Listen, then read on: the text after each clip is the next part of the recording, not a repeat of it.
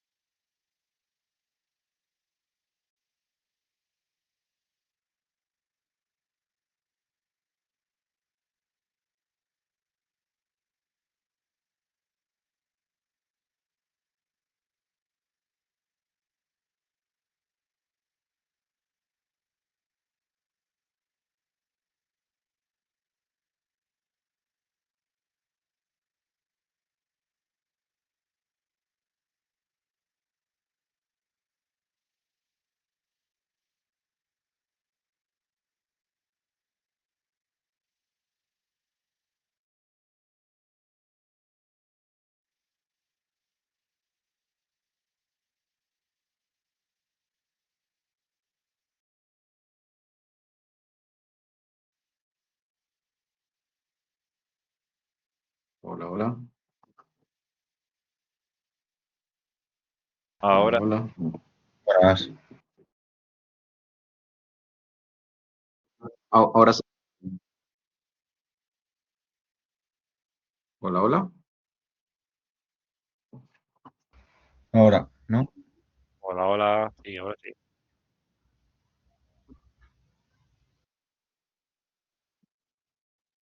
hola, hola. Hola, A ver. Hola, hola. buenas. Hola. Hola, Eduard. Ahora sí se me ¿Me escucha. escuchas? Sí, sí, Ah, ahora vale, vale, sí. gracias. Perdona que ya lo tenía aquí silenciado el micrófono. Muy buenas tardes a todos. Lo siento que hace rato estaba hablándoles y hablándoles. Y, y claro. Vale, vale.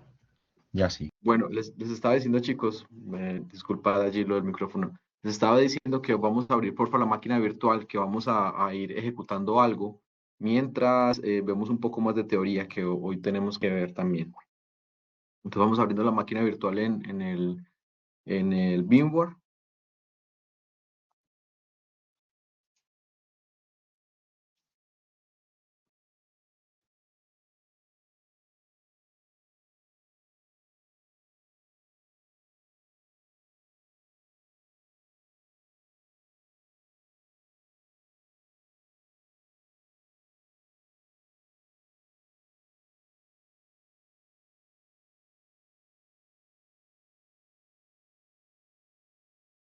Todos tenemos la máquina virtual, chicos. Andrés, David, Julio, Yago.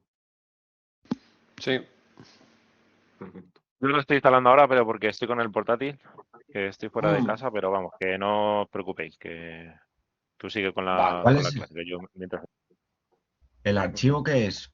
.com, ¿qué más? El archivo a abrir, dices, ¿no? Sí, sí, Bueno, déjame a ver, te enseño aquí la carpeta. sí, porfa. A ver.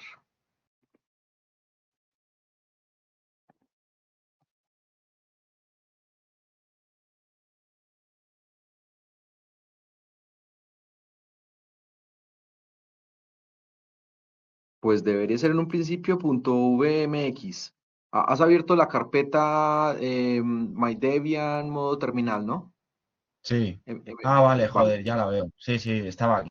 Vale, vale. Gracias. nada, nada. Lo que sí es cierto es que les va a cargar es solamente en modo terminal. Entonces, eso es lo que quiero que hagamos la instalación mientras tanto.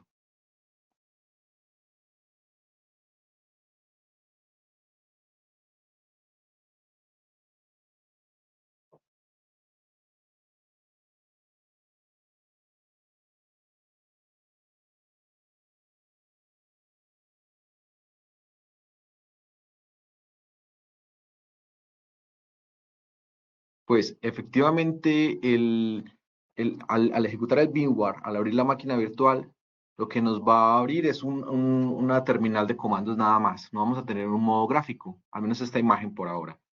Y lo que vamos a hacer es que vamos a instalar un GUI o una vista gráfica para poder que se nos sea más fácil. A ver, no todos los servidores hoy en día, por ejemplo, cuando estemos un SSH o un Telnet a conectarnos a un servidor, vamos a tener solamente un terminal, no vamos a tener una vista gráfica.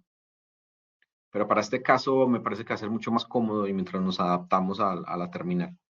Entonces, aquí, una vez estemos en el terminal, vamos a ir sudo su para ir como root. Si les pide, bueno, si antes les pidió usuario y contraseña, Debian. Si vuelvo a pedir Eduard, contraseña, va a ser Debian. Eduard, perdona, Sí, no estás compartiendo pantalla, ¿vale? o el inicio. Todo mal. A ver, Debian. Debian. Sí, ahora sí.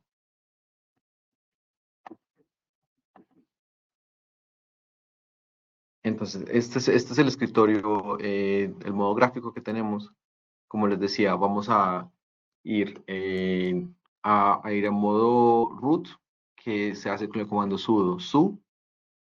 Una vez estamos allí como root, vamos a hacer la instalación apt get. A ver, este terminal era el LXGT. Sudo apt get install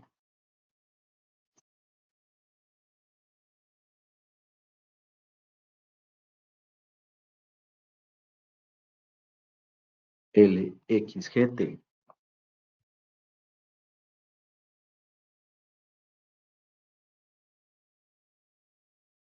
En el caso mío es porque yo ya lo tengo instalado, pero a ver si a ustedes ya les debería funcionar.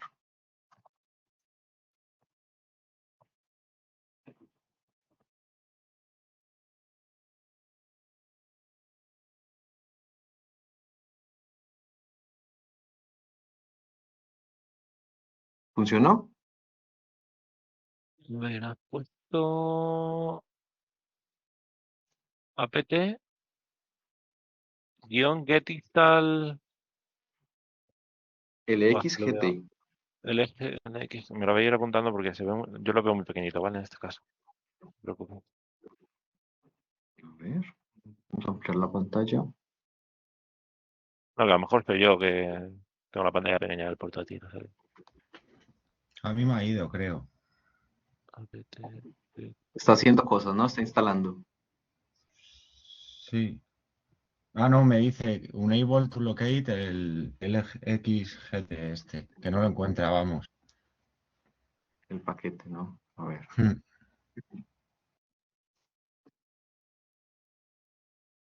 A ver.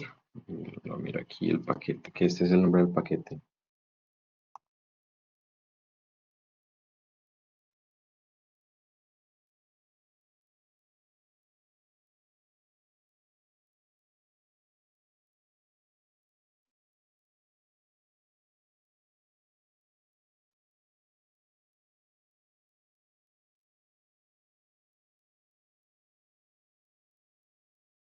LXQT. QT, no es G, sino Q.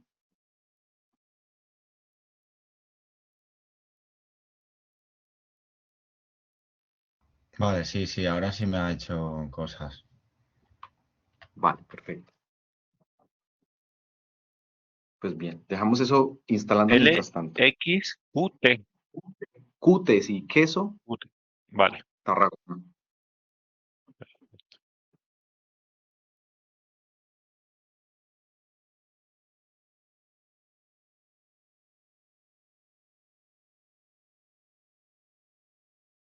Vale.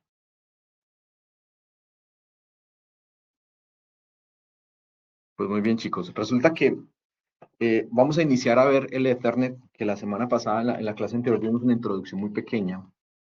Y precisamente hacíamos la pregunta, bueno, del manual que estamos estudiando va a salir el examen, ¿no? De la guía de estudio.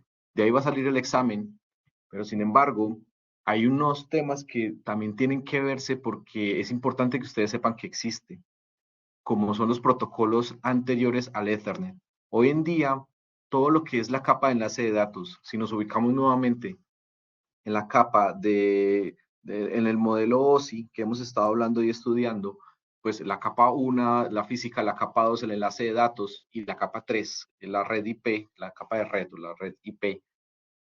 Hay esa conexión entre la IP y la capa física, pues es la capa de enlace de datos. Y esa capa de enlace de datos es primordial porque, como lo hemos repetido anteriormente, lo que convierte las señales eléctricas o las señales ópticas, los unos y ceros, para poder que se entiendan y se empiece a ver los paquetes, pues la capa de enlace de datos hace esa tarea. Y es súper importante como tal. Por eso es importante que antes de entrar al Ethernet, que es lo que el protocolo predominante hoy en día, veamos los antecesores, para ir entendiendo su evolución y para ir entendiendo cómo llegamos a lo que hoy en día es el protocolo predominante en la capa de enlace de datos. Ahora, vamos entonces, como les digo, vamos a ver el material. Vamos a ampliarlo un poco también. Es verdad que si es en la pantalla del laptop se va a ver muy pequeño. Entonces, capa de enlace de datos. Los servicios anteriores al Ethernet. Como les decía, esa conectividad entre la capa 1, la capa física y la capa 3, que es la de red, la IP, pues está esta capa de enlace de datos. La unidad de información, cuando estamos en la capa de enlace de datos, se llaman tramas o frames, por su palabra en inglés, ¿vale? Y tanto la encapsulación al salir desde el emisor como la desencapsulación al llegar al destino pasa a través de esta capa como frames. Que es muy importante allí que lo veamos, la encapsulación, el protocolo de datos superiores. Cada vez que va atravesando el modelo de capa OSI se hace una encapsulación y se le pone unas tramas, se le pone unos encabezados dentro de esa capa que vaya cruzando. Por eso le llamamos encapsulación, porque el paquete anterior, a medida que va recorriendo el recorrido por el modelo OSI, va a ir haciendo una encapsulación adicional poniéndole un encabezado. Allí también vamos a tener un control de flujo, porque además de las señales eléctricas y ópticas, necesitamos tener la velocidad con la que se está transmitiendo, saber qué tan rápido está hablando el emisor, qué tan rápido entiende el receptor, y además de eso, quién es el que está hablando, porque en un medio, cuando es compartido, también necesitamos saber quién es el que está hablando en ese momento y quién es el que está compartiendo la información. Luego vamos a tener también control de errores. Esto es muy importante en ese control de errores, porque cuando en el medio, cuando estamos hablando del cobre, cuando hay subtensiones, sobretensiones, ya sea por una interferencia electromagnética, por ejemplo, vamos a tener picos que no se van a entender si es un 0, si es un 1, y al contrario, en esa misma interrupción puede que sea un 0, puede que sea un 1 en vez de un 0. Pues por eso en esta capa vamos a tener un control de errores para hacer esa distinción de la información que está llegando. Y la fiabilidad de esa entrega. Allí vamos a ver también lo que se llaman direcciones físicas, que eso lo vimos también en la primera clase y que es lo que vamos a ver con lo que estamos instalando en este momento. Entonces, predecesores. Como les digo, vamos a ver esta teoría que es un poquito engorrosa por la teoría tan larga, pero que es muy importante saber qué es el predecesor del Ethernet. Entonces, uno de esos protocolos que hoy en día no está tan usado, pero que sin embargo hay conexiones que todavía existen, pues es el protocolo punto a punto. Un protocolo punto a punto es muy sencillo porque lo que hace es una conectividad entre dos equipos. Simplemente se conectan y saben quién es el emisor y el receptor. Está descrito en el RFC 1661, que hemos hablado de los RFC, que es el Request for Comments, que es básicamente la estandarización de los protocolos. Si buscamos RFC 1661 en Internet, vamos a ver qué es la descripción completa del protocolo, cómo funciona y todos los comentarios que se han hecho sobre el protocolo. Se hace una encapsulación de tramas con independencia al respecto de los datos que se obtengan en la capa de nivel superior y el protocolo que se utilice. Quiere decir que lo que venga desde arriba, no importa lo que sea, no importa si es TCP, UDP, si es IP, si es IPv4, si es IPv6, va a ser una encapsulación y esto lo va a convertir como en información, como si fuese un tráiler de un tractocamión. Simplemente le agrego un encabezado que sería el conductor que está en el camión y el tráiler que viene atrás es la información. Todo lo que venga de ahí puede ser el IP, el IPv4, el IPv6, por eso es independiente del protocolo. Solamente que le agrega esa encapsulación y el encabezado. Hay una transparencia con respecto al nivel físico. Funciona tanto en cobre como en la red óptica. Es independiente de ese nivel físico. Hay detección de errores, persistencia de la conexión. En caso tal de que se haya una interrupción o haya errores en la red, va a tratar de conectar siempre mantener operativo la conectividad. Hay una negociación de direcciones de la capa de red, es decir, que a partir de una dirección del nivel de red, una IP por ejemplo, de ser capaz de proporcionar un mecanismo para que se obtenga la dirección física. En un enlace punto a punto no es tan importante porque finalmente es una conexión entre dos equipos, entonces las direcciones físicas no son tan importantes allí, sin embargo sí que las tienen. Esto es la encapsulación del protocolo TPP. Son 8 o 16 bits en el encabezado. La información, esto es lo que podemos hablar del el camión con el tráiler, ¿no? El tráiler aquí de información.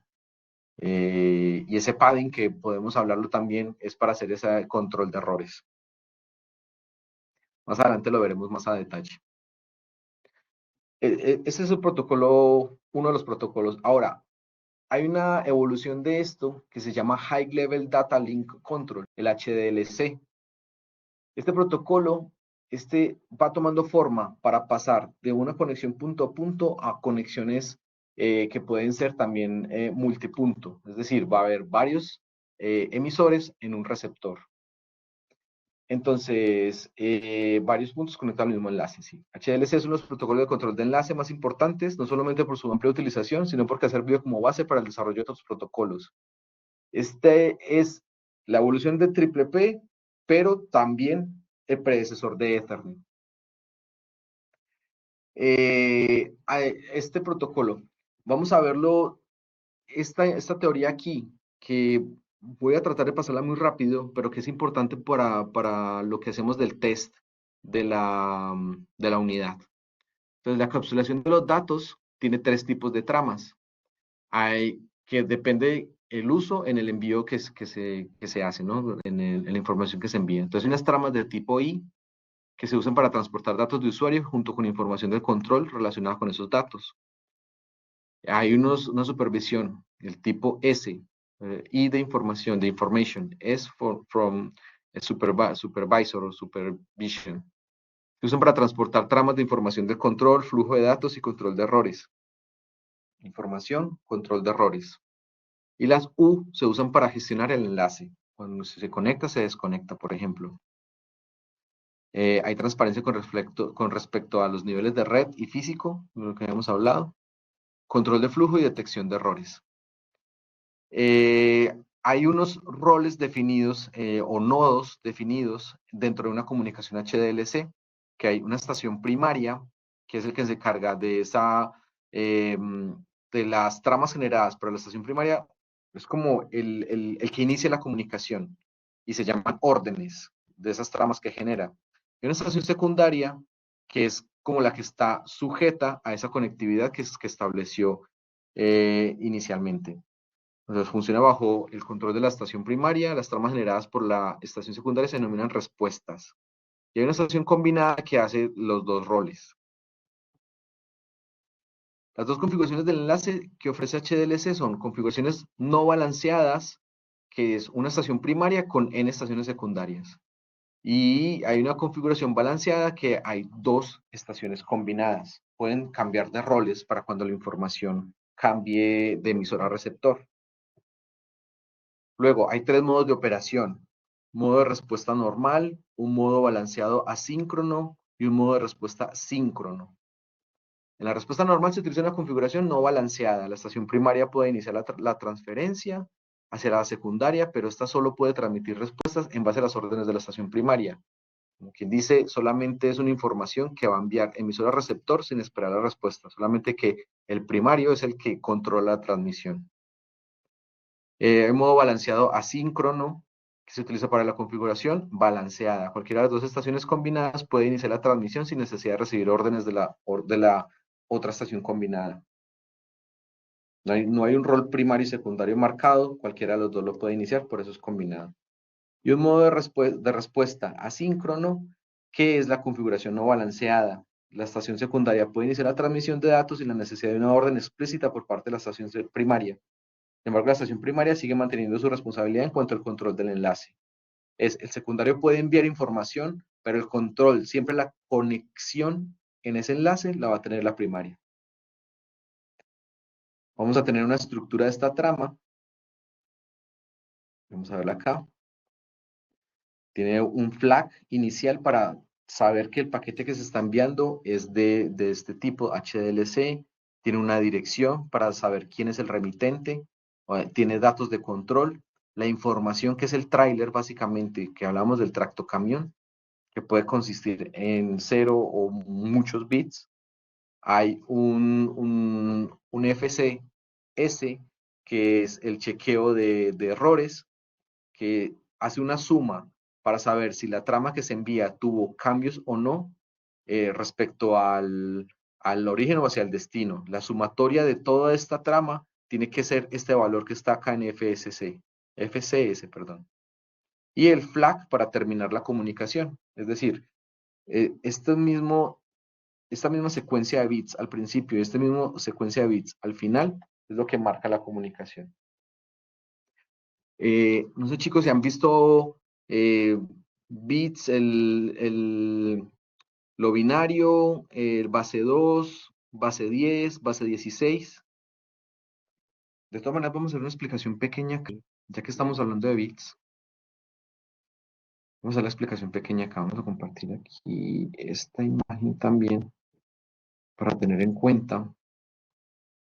A ver. Para que todos estemos dentro en la misma página de lo que hablamos cuando hablamos base 2 en el lenguaje binario y también cuando vamos a hablar base 16, que es el hexadecimal. Entonces, a ver, vamos a compartir la pantalla número 2. Ah, vale, genial, genial, muchas gracias, Yago. Pero igualmente vamos a compartir solamente esta imagen para tenerlo en cuenta. A ver, vamos a compartir el screen 2. Y vamos a llevarlo al screen 2. Y no la encontré finalmente. Aquí la tenemos. Cuando la información, los bits, vamos a hacerlo en 4 bits. Cuando vayamos a hablar de IPv6, el término de 4 bits se le va a llamar un nibble. N-I-B-B-L-E, nibble, que son básicamente 4 bits. Los bits, cuando se convierten a base 10, todos en 0, 0. Obviamente, cambia de 0, 1, 1, 0, 1, 1, va cambiando 1, 2, 3, 4, la base 2 convirtiendo la base decimal. Y luego, lo que es muy importante también para lo que vamos a ver al final en la máquina de Debian que estábamos hablando, hay una conversión a una base 16, que son el lenguaje hexadecimal, base 16, que básicamente luego de llegar a 9 se convierte en letras que va A, B, C, D, E, F, donde son las representaciones del 10, 11, 12, 13, 14 y 15. Eso si ya lo han visto, genial. Si no, hay una tabla de conversión para tenerlo en cuenta. Vale. Ahora, si continuamos entonces. Como les venía explicando, en la trama de HDLC, el delimitador inicial con la secuencia de bits, de 8 bits, para identificar el inicio de la trama, la dirección de quién es la estación secundaria hacia el destino, porque la primera es el que lo inicia, entonces este es el destino, quién lo va a recibir la secundaria. Campo de control. No tenemos un origen, porque el origen sabemos que es la estación primaria, por eso tenemos un destino solamente como secundaria. Campo de control de 8 a 16 bits. Estamos definiendo aquí para el inicio, para la continuidad, para la desconexión. Y hay un campo de información variable, que es lo que hablábamos del tráiler en el tractocamión. Luego el campo, el frame check sequence, que es la comprobación de detección de errores, que se calcula a través de los bits de la trama. Si la trama que salió viaja desde el enlace primario, desde el nodo primario, viene con FSS, que tenga un valor en la sumatoria, por ejemplo, de 2000. Si ese número 2000 en la trama, al volver a calcular todo el tamaño de la trama, da 2001, hay un error. ¿Vale? Así es como se hace esta secuencia, esa comprobación de trama. Tiene que dar siempre en este campo que viene. Aquí lo teníamos, en la trama. Si aquí, en la trama como tal que viaja, aquí en este valor tiene, como son 16 bits, 2 a la 16, pues nos va a dar la posibilidad de tener hasta 4000 más o menos, un poco más, de numeración, que es el tamaño de la trama. Si, como les decía, viene un 2000 aquí, en este valor del free check sequence, si tiene un valor de 2000, tiene que ser de la estación primaria en el valor de este campo, tanto en el secundario, tiene que ser el mismo valor, si no va a verificar que es un error. Y ya hay otros modelos de control para saber si hay errores allí, para saber qué hacer, si hay una retransmisión, por ejemplo. ¿Vale? Este campo es súper importante porque también lo vamos a ver en Ethernet. Eso es un poco el funcionamiento. Hay un inicio que hemos hablado que era el primario, o dependiendo si es una estación combinada, puede iniciarlo, la conectividad. Luego, cualquiera de los dos extremos puede iniciar la comunicación, transmitiendo una orden que tiene 3 objetivos: avisar. El otro extremo, que hay inicio de comunicación, podríamos hablar del hola. Hola, voy a transmitir. Especificar qué modo de funcionamiento se va a utilizar. Habíamos hablado si era combinado, si no era combinado. Indica si se van a utilizar números de secuencias de 8 o de 16 bits. Si el otro extremo acepta la conexión, enviará una trama de confirmación no numerada para confirmar o hacer la desconexión. Decirle sí, voy a recibir la conectividad, o no, no estoy disponible, entonces cierra la conectividad. La transferencia de datos y luego la desconexión una vez ya ha enviado toda la información que tiene en el buffer. ¿Vale? Es el funcionamiento del HDLC. Esta combinación de ese protocolo da unos parámetros iniciales. Sin embargo, hay otros protocolos que están aún más especificados para poder tener un acceso múltiple. Cuando hablamos de acceso múltiple es cuando hay varios receptores, varios emisores, o podemos tener un emisor con un receptor con varios emisores, que esos son problemas que se añaden adicionales en el canal de comunicaciones.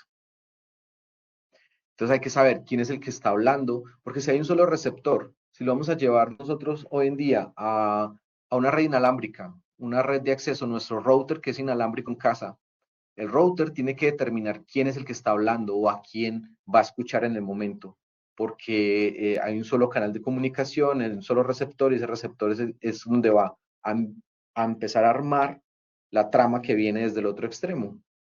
Tiene que tener muy bien definido cómo se va a hacer, cuáles son las reglas para hablar y para escuchar. básicamente lo que estamos diciendo.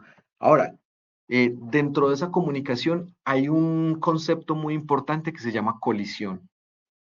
Va a haber otro término que más adelante vamos a ver también que se llama dominio de colisión, pero que es importante cuando en un enlace eléctrico, ¿no? O un enlace compartido de coaxial, por ejemplo, cuando dos enlaces hablan al mismo tiempo, dos emisores hablan al mismo tiempo, pues el receptor no va a saber quién le está hablando o qué es lo que está hablando y eso se produce una colisión. Como cuando una persona está escuchando a alguien y la otra persona le interrumpe y los dos hablan al mismo tiempo. Eso es una colisión básicamente, porque la información llega eh, mal, llega distorsionada dentro de esa colisión. Ese término es súper importante que lo tengamos en cuenta, es la colisión. Luego, en los protocolos de acceso múltiple van a haber una partición del canal para saber a quién está escuchando. Si hacemos el símil, la analogía, cuando nos están hablando dos personas, le decimos, te escucho a ti primero, 1 segundo. Ahora te escucho a ti, 2 segundos. Luego, para tú, vuelvo y te escucho a ti. Para tú, vuelvo y te escucho a ti. Ahora, si llevamos esto a 10 personas, vamos a tener que hacer el control más definido, porque si es por tiempo, la primera persona va a esperar mucho, mucho tiempo y puede que en un momento dado, dependiendo del protocolo, vamos a escuchar todo lo que nos va a decir la persona o vamos a escucharle por tramos. Bien, hola, mi nombre es, y le espera, y luego continúa otra vez, vuelve a él. Mi nombre es Edward, mucho gusto, por ejemplo. ¿Vale? Haciendo los símiles en cuanto a cuando habla con las personas. Protocolos de particionamiento del canal. Entonces, la teoría se basa en protocolos la teoría en la que se basa estos protocolos es relativamente simple.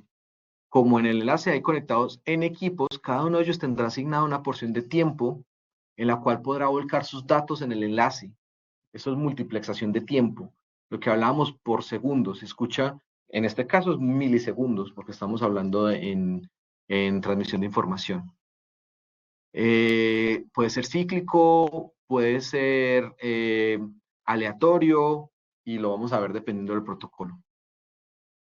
En lugar de dividir el canal de transmisión en el tiempo, se puede dividir también el canal en distintas frecuencias, lo que hace, por ejemplo, un router inalámbrico. Para poder optimizar la recepción de información, lo puede también dividir en frecuencias, asignando a cada nodo un trozo por el que puede transmitir sus tramas. Esto es multiplexación de frecuencias. Espera un momento, por favor.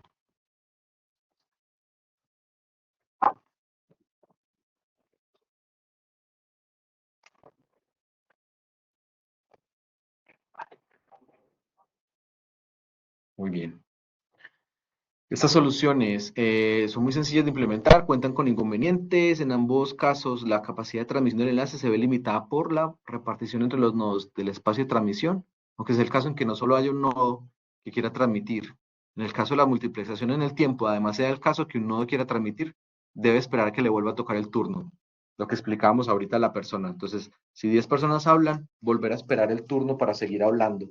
Y puede que sean tantas personas luego que nunca le va a volver a tocar a la persona continuar hablando, ¿no? Esto es lo mismo en el símil de analogía en cuanto a la transmisión de información en un canal.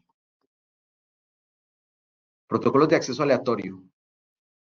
Básicamente, haciendo el resumen, es la persona que va a hablar, empieza a hablar, le asigna un tiempo para que hable y para seguir escuchando a otra persona, hago una pausa, que te estoy escuchando a ti, pero el tiempo para que vuelva a esperar, para que vuelva a ti, va a ser un cálculo aleatorio. Entonces puede que le toque 1 segundo de espera, como puede que le toque 10 segundos o hasta 1 minuto. Hay muchos de estos protocolos, pero el que es predecesor de lo que hablamos es el protocolo Aloha. Y luego hay un CSMA, que también lo vamos a ver, que ese es el más predominante hoy en día. Entonces, el Aloha, en la primera implementación, el equipo transmitía inmediatamente por enlace en su totalidad. Hacemos una división de tiempo o de frecuencia, pero vamos a escuchar totalmente el primero que llegue. Entonces hay 10 personas Y el primero que me está hablando, o el primero en la comunicación, le voy a escuchar todo lo que me tiene que decir. Me cuenta toda la información, todo su nombre, lo que vino a hacer, toda la información. Y los otros 10 nodos tienen que esperar. Luego, cuando paso el segundo, volver a la otra persona para poder llegar al tercero, también voy a esperar que me diga toda la información del segundo. Pero los inconvenientes que tenemos allí es que la información va a ser súper lenta en la transmisión. A ver que por aquí voy a tener el chat por si en algún momento quieren interrumpir. Vale, sí. Como decía Yago, gracias. Bueno, si durante el proceso se produce una colisión del equipo, una vez ha terminado por completo su transmisión, evalúa mediante una probabilidad si transmite o no la trama por completa otra vez de forma inmediata. Porque puede que la persona que esté hablando haya pasado algo en el medio. Si es una conexión eléctrica, una radiación electromagnética hace que el mensaje se corrompa. Entonces, estoy hablando y de hablo así. Pues esa información tiene que llegar completa. Entonces, tengo que esperar para volver a retransmitir la información. Pero hay una probabilidad para que me vuelva a tocar. Toca hacer la espera. Debido a que era muy probable la existencia de colisiones, tener que transmitir la trama entera, se realizó una modificación del protocolo Aloha llamado Aloha con particiones, para no tener que esperar completo. Entonces, en el protocolo Aloha con particiones hay consideraciones que todas las tramas tienen un tamaño máximo y se divide el canal de transmisión en periodos de tiempo necesarios para transmitir una y solo una trama o una partición, dependiendo del tamaño de información, pero no se asignan de forma predeterminada en ningún nodo. Es importante remarcar que todos los nodos están sincronizados. Ahora, cuando un nodo quiere transmitir un dato, simplemente ha de esperar el comienzo de la próxima partición y empezar a transmitir su trama. Si se produce una colisión, actúa con el aloha puro. Es decir, que va a esperar que transmita todo completo. Una probabilidad P. Decide si vuelve a intentar transmitir la trama en la siguiente partición y si no le vuelve a ejecutar una función de probabilidad para la siguiente y así sucesivamente hasta que pueda transmitir la trama sin colisiones. Me toca a mí, nodo 1. Empiezo a transmitir una colisión. Empiezo un cronómetro que me va a decir, un temporizador que tengo que esperar con una probabilidad dada. Escucho el segundo y una vez la probabilidad del temporizador se vence, vuelve otra vez a mí y ya vuelvo a transmitir. Si vuelvo a fallar, bueno, tengo que ver si vuelvo y transmito toda la información o no. El Aloha es el precursor de los protocolos usados en las redes Ethernet, que hablábamos, los papás del Ethernet que utilizamos hoy en día. El CSMA, por las siglas en inglés, Carrier Eduard, perdona. Sense. Sí, Entonces, ¿esto que estás explicando ahora actualmente ya no se usa? actualmente está su evolución, que es este. Sí, actualmente no se usa porque es la evolución, es el predecesor que hemos ido construyendo para llegar a este. Vale, ¿Vale? ok. Entonces, este sí es el protocolo que se utiliza hoy en día tanto en redes inalámbricas como en redes Ethernet, que es el Carrier Sense Multiple Access o acceso múltiple con sondeo de portadora. Aquí es un poco evolucionando a cómo hacemos la comunicación entre personas. Entonces, toma una medida con respecto al Aloha puro, que uno antes de empezar a transmitir, escucha el enlace para comprobar si ya hay otro equipo que está transmitiendo. Es el sondeo de portadora. Y entonces, escucha el medio antes de transmitir. No empiezo a hablar toda la información, sino que hago un sondeo, escucho el medio primero. Si un nodo requiere transmitir y ya hay alguien transmitiendo, esperará un tiempo aleatorio antes de volver a escuchar el enlace. Igual, de lo que venía de la Aloha, tiempos aleatorios. Si está libre, iniciará la transmisión en sus tramas. Toda la información que trae el tráiler con la información. Si además el nodo, mientras transmite, está a la escucha del canal por si se produjera una colisión, que es lo que llamamos detección de colisiones. Y si es el caso, interrumpe automáticamente su transmisión. Esta variante con detección de colisiones se conoce como CSMA-CD, que es la detección de colisiones. Entonces, resumiendo este protocolo, el CSMA-CD es lo que se utiliza para las conexiones alámbricas, es decir, el Ethernet con el cableado de par trenzado, con la fibra óptica, con el cable coaxial, el protocolo Ethernet para la comunicación en un área local utiliza CSMA-CD con detección de colisiones. Escucha, sensa el canal, si hay detecciones, si hay colisiones, si no hay colisiones, transmito. Escuchar antes de transmitir. Y si se detecta una colisión, para. Si yo estoy sensando el medio mientras transmito y hay una colisión, entonces voy a parar, no voy a seguir comunicándome. Si en el transcurso de una transmisión de datos, el emisor detecta que hay un segundo equipo transmitiendo a su vez, deberá detener automáticamente su transmisión. Aunque los nodos siempre deben escuchar antes de transmitir, puede darse el caso de que los dos extremos más alejados del canal inicien su transmisión antes de que la señal llegue al otro. En el caso tal de que sensa el medio, nadie está hablando, empiezo a transmitir. El otro, en la segunda persona, va a sensar el medio. Alguien está transmitiendo, espero. Y espero con un temporizador. Vuelvo y senso el medio, paro de hablar, empiezo a transmitir yo. Pero si hay un caso puntual en el que 2 nodos o 3 nodos están sensando el medio, nadie está transmitiendo, el canal está en silencio. Entonces da la coincidencia que los 3 empiezan a transmitir las informaciones, los 3 empiezan a hablar al tiempo, detectan la colisión, paran e inician un cronómetro aleatorio para volver a transmitir y sensan el medio. Entonces, como decía, Ethernet es un protocolo CSMA-CD. Aunque los nodos siempre deben escuchar antes de transmitir, puede darse la colisión. Si, por ejemplo, inicia la transmisión de los dos extremos más alejados del canal. En todos los casos, cuando se produce una colisión, ambas estaciones deben parar automáticamente. Vale, ya vamos allí. Voy a mostrarles algo dentro de esta explicación que es muy importante para aterrizar un poco el concepto. Entonces, resulta que este protocolo fue su evolución inicial.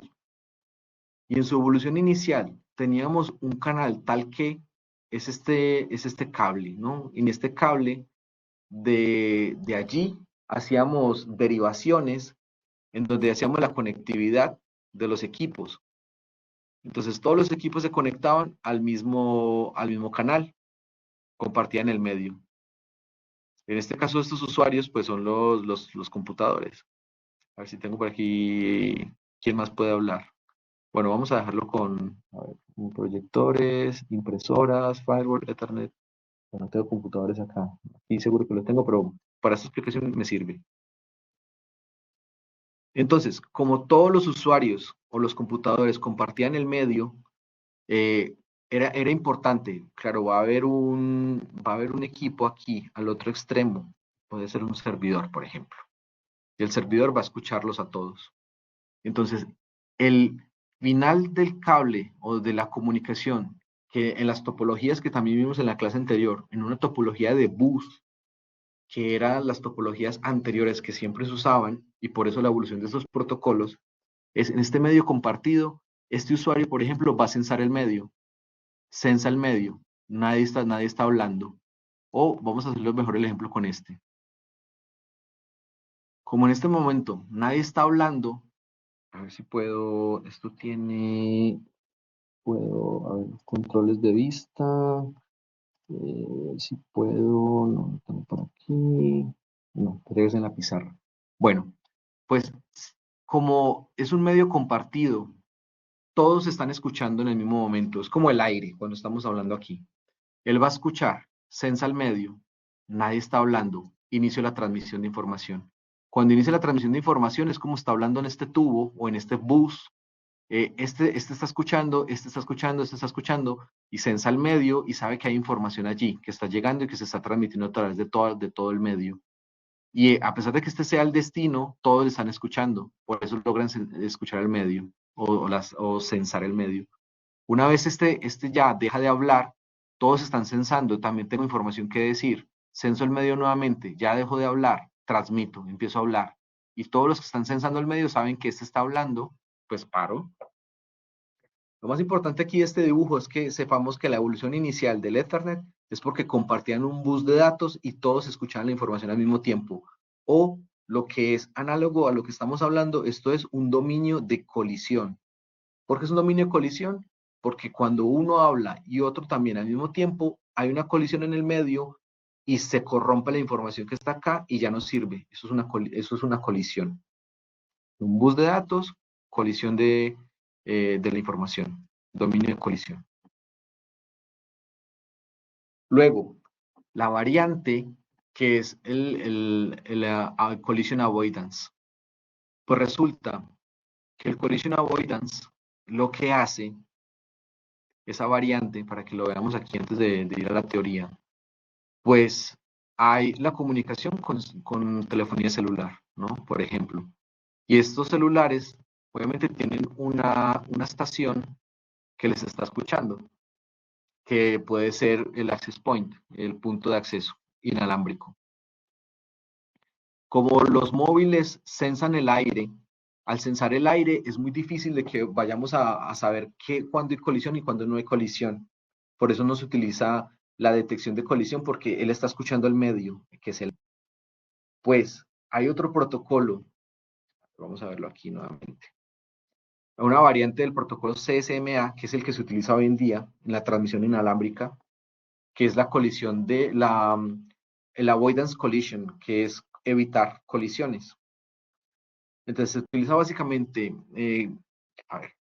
utilizado cuando es básicamente imposible detectar las colisiones durante el periodo de transmisión de una trama, como ocurre en las redes inalámbricas. En esos casos los dispositivos sí escuchan el canal antes de transmitir, pero es casi imposible que detecten una colisión en el mismo mientras transmiten, de la coletilla CA. Cuando una estación inalámbrica empieza a transmitir un mensaje, lo hace en su totalidad, como ocurría con Aloha Puro. La transmisión de tramas completas incrementa la posibilidad de que se produzcan colisiones, pero para evitarlo, la estación emisora lleva a cabo unas medidas con el fin de evitarlas en la medida de lo posible. Es como el mejor esfuerzo, tratando de escuchar también el medio para evitar esa colisión. Entonces, el emisor comprueba el canal para comprobar si está activo o inactivo. Escucha si está activo o inactivo. Si lo está, empieza a transmitir la trama, pero antes espera un breve espacio de tiempo conocido como espacio distribuidos entre tramas. Está transmitiendo, pero también tiene un espacio entre tramas. Si el canal está ocupado, el emisor espera un tiempo aleatorio antes de volver a comprobar el canal. Entonces no hace una comprobación activa, sino que está haciendo validaciones aleatorias. Si cuando vence el temporizador el canal sigue ocupado, se vuelve a esperar otro tiempo aleatorio. Cuando el contador vence, el emisor envía su trama al completo y espera para recibir confirmación. Si se recibe confirmación, el emisor sabe que la transmisión ha sido satisfactoria y, si es necesario, vuelve al paso 1 para transmitir el resto de mensajes. Si no la recibe, asume que se ha producido una colisión y vuelve al paso 2 para proceder a retransmitir la trama. Entonces, básicamente, en ese collision avoidance también tiene una notificación que es como recibo o no recibo, recibo o no recibo, sí recibí o no recibí. La clave para evitar colisiones es que los tiempos de espera aleatorios del punto 2 sean lo suficientemente dispares para que dos estaciones que no pudieron transmitir en su momento porque el canal estaba ocupado no quieran empezar a enviar sus tramas de forma simultánea, lo que provocaría una cascada de colisiones que bloquearía el canal casi indefinidamente. De ahí la importancia de evitar las colisiones siempre que sea posible. Entonces, ¿qué es la diferencia que más marca allí?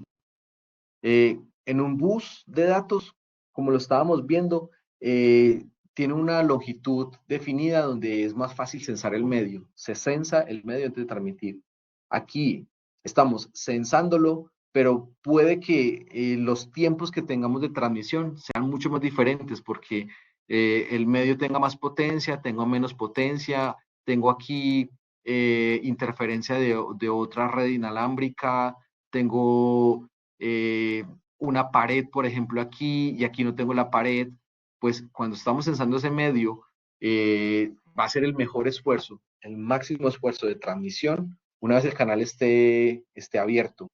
Pero en ese momento, como tenemos las distancias o los tiempos tan diferentes, pues es más propicio a las colisiones. Por eso, si hay una colisión, va a esperar esos tiempos que estábamos hablando aleatorios. También es importante allí que si se hizo la transmisión, tenga una respuesta también de la transmisión desde el receptor para saber que ha llegado completamente la información y que no tuvo esa colisión. Hablamos de las redes Wi-Fi de hoy en día, que utilizan CSMA, CA, Collision Avoidance. Como información más importante allí que tengamos esa diferencia, redes alámbricas o conectadas, CSMA, CD, que es la detección de colisiones con un sensor del medio, y las redes inalámbricas, CSMA, CA, con el Collision Avoidance. Es el máximo esfuerzo y el mejor esfuerzo junto con la recepción en el receptor. Redes LAN. Entonces hablamos de las redes LAN como las cableadas que estábamos explicando en el diagrama hace un momento. Dentro de estas redes LAN, el protocolo que utilizábamos antes de detección, decíamos el Aloha, el HDLC, el Triple P, pues ahora vamos a pasar al Ethernet. Y ese Ethernet tiene una combinación de dos protocolos allí que hacen esa división de ese canal de enlace de datos. Ahora, esto sí es lo actual, esto es lo que se utiliza hoy en día, que es lo más importante que me interesa que conozcan, chicos. Entonces, Ethernet empezó cuando la IEEE inició el proyecto 802. 802.1, 802.11.3 son variantes de Ethernet que solamente es el nivel técnico como se llaman y se diferencian entre ellos. La IEEE dividió el nivel de enlace de dos subniveles, el control de enlace, que es el Logical Link Control o LLC, y el control de acceso al medio, que es MAC, Media Access Control, que es importante no confundirlo con la dirección MAC que hablábamos, solamente que coincide que el nombre sea de control de acceso al medio. En claro, es control de acceso al medio y la otra es su dirección que funciona en esta capa MAC. Por eso se dice una MAC address, porque es la dirección de control de acceso al medio.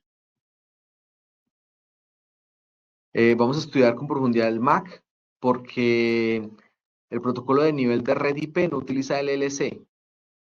Quiere decir que, a pesar de que está conformado por dos, en esta capa de enlace de datos, tanto el LLC como MAC, que es el MAC Access Control, en el IP, que es lo que utilizamos hoy en día para todo, el protocolo IP, es las direcciones IP en general para las transmisiones de hoy en día, sean móviles, sean Wi-Fi, con estaciones inalámbricas en las repetidoras que tenemos a lo largo del camino cuando vamos en un tren, cuando se hace el Wi-Fi en la oficina, cuando es un medio cableado. Todo esto utiliza MAC, porque estamos en IP. El protocolo a nivel de red IP, bueno, ya dijimos, no utiliza LC. El motivo de esta división es que se pudieran crear diferentes protocolos en el subnivel MAC, que darán soporte a distintos medios de transmisión. Hace esta diferenciación, por lo que les digo, el estándar se divide en subestándares. Hablamos de un 802.3, que es el Ethernet puro, de la conectividad cableada, y tiene unas variantes adicionales, como el 802.11 en LAN inalámbricas. En Bluetooth 802.15, que sigue siendo lo mismo el LAN, pero en su versión de Bluetooth. Y el subnivel LS tiene como estándar el 802.2. Representación gráfica de este nivel de enlace de datos en color. Esta es el modelo OSI o el modelo TCP/IP que hemos hablado y vemos que el enlace de datos se parte en dos, el MAC y el LLC. A pesar de que no se use mucho, es importante saber que existe, por eso lo vemos. No se usa mucho, chicos, es importante eso. En esta capa de enlace de datos se usa MAC. El LLC no se usa mucho porque hablamos de IP.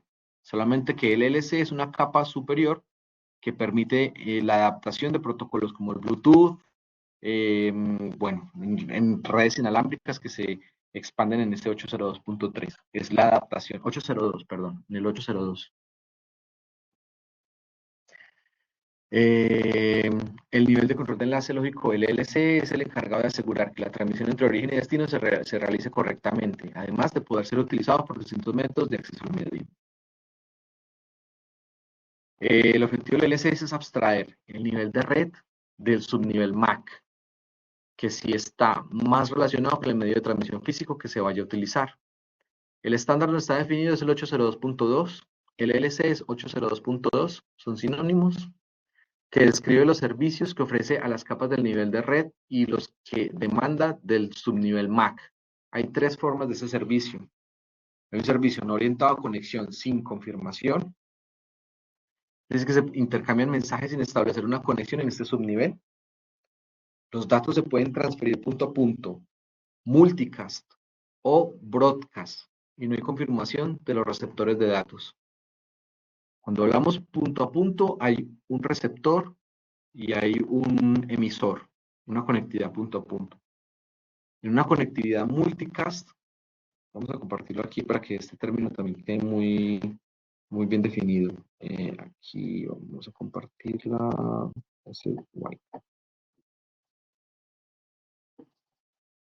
Vale. Entonces hablábamos de la conectividad de punto a punto. Punto a punto. Una conectividad punto a punto. Hay un emisor y solamente la conectividad hacia un receptor. ¿Vale? Esto es un punto a punto. Mientras que un multicast que estábamos hablando es cuando hay un emisor y dentro de un medio compartido vamos a tener una comunicación. Por ejemplo, aquí en este enlace solamente se va a comunicar con dos o más. Pero como el medio es compartido, pues el origen solamente está intencionado en una comunicación multicast a que vaya de uno a varios. Uno a varios. Mientras que el concepto de broadcast es la comunicación de uno a todos. Esto es lo que más vamos a ver y lo vamos a tocar también cuando estemos viendo la máquina de Debian. Pues si la comunicación está dividida en 4, vamos a hacer 6 nodos. Una comunicación de broadcast es de uno a todos. Entonces la información que están viendo la van a recibir todos. ¿Vale? Punto a punto, uno a uno, multicast uno a varios, broadcast de uno a todos.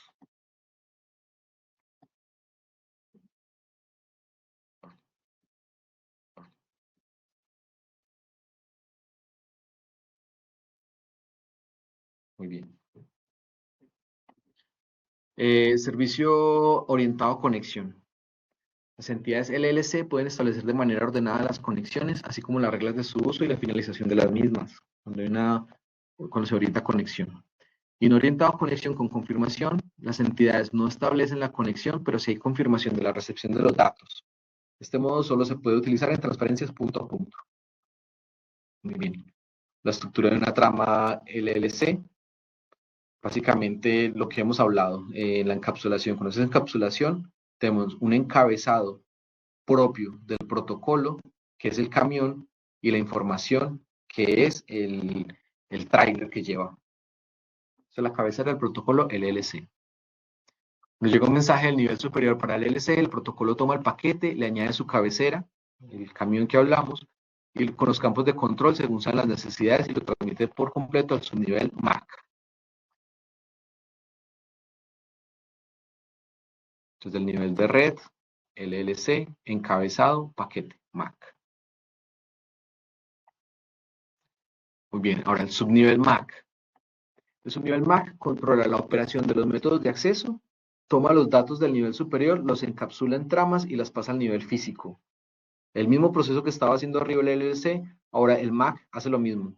Toma la información que viene en la capa superior de IP y de ahí en adelante de todos. Incluso si por ejemplo, es simplemente cuando estamos chateando, la letra A, B, C, D, pues toma la letra A que hemos tecleado, baja al protocolo en capa 4, el TCP, para hacer una encapsulación, baja a la red, el IP, y toda esta información viene en el tráiler del camión y le agregamos aquí el camión como tal, ¿vale?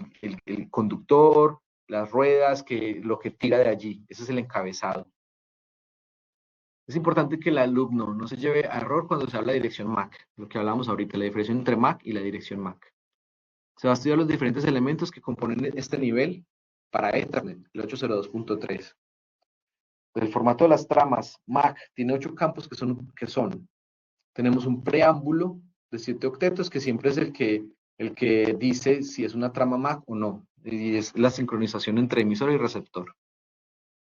Delimita el comienzo de la trama para saber que empieza en esto. Siempre va a ir toda la trama MAC, siempre va a ir bajo esta secuencia. La dirección de destino, este sí tiene origen y destino porque son medios compartidos. Entonces tiene una dirección de 6 octetos. Este octeto lo vamos a llamar, un octeto son 8 bits. Y este dice 6 octetos, pues 6 por 8, 48 bits. Y una dirección de origen, que indica la dirección de origen del emisor. La longitud del paquete, donde va a decir cuál es el tamaño del paquete. Como les digo, chicos, esto es muy utilizado y esto también hace que tengamos dentro del troubleshooting, conocer esta trama, cómo está conformada, nos va a ayudar a buscar problemas en una comunicación de red, en una red de datos, por la longitud. ¿Vale? Hay aplicaciones que necesitan una longitud de paquete más grande o más pequeña y se define dentro de esta encapsulación. Se expresa en octetos, el campo de tipo Ethernet para indicar si la trama sigue el estándar 802.3 o uno anterior. En cualquiera de los casos, el máximo del tamaño de campo de datos es de 1500 y el mínimo de 46. En el tráiler de la información que lleva el camión, de la segmentación que hizo, el máximo tamaño es de 1500 bits, el mínimo es de 46.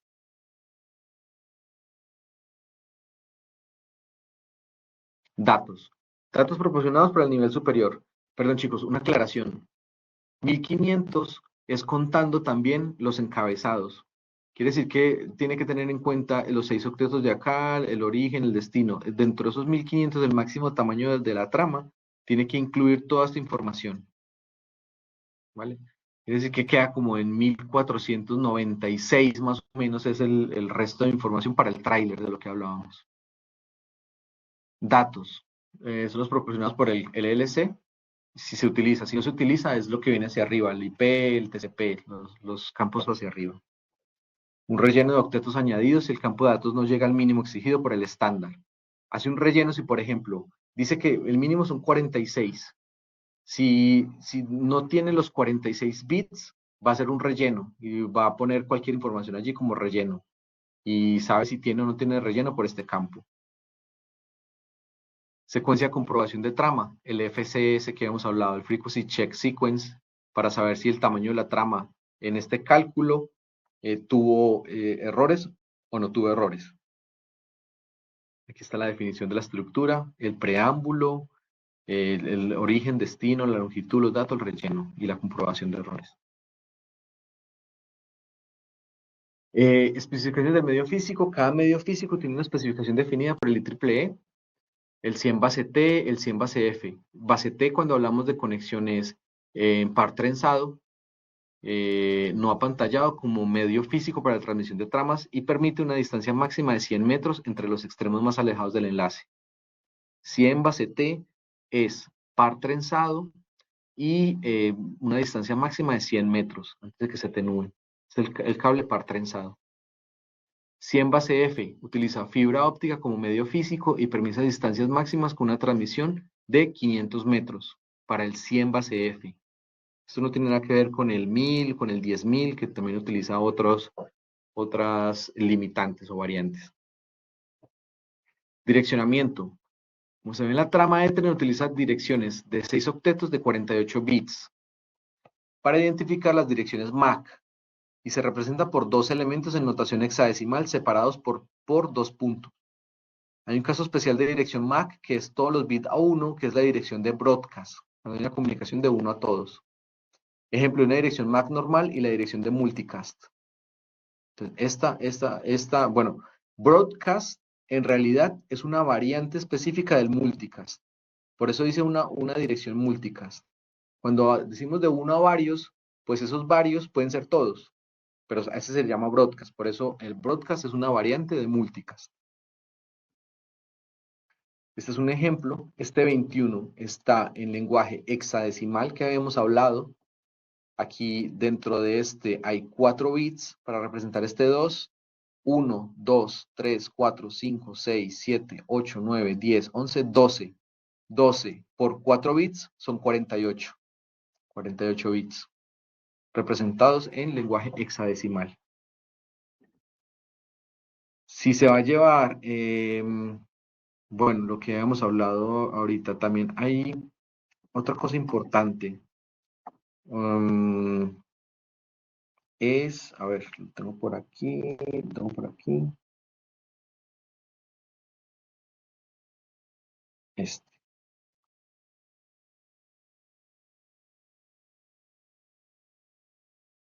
La conversión de binario a hexadecimal.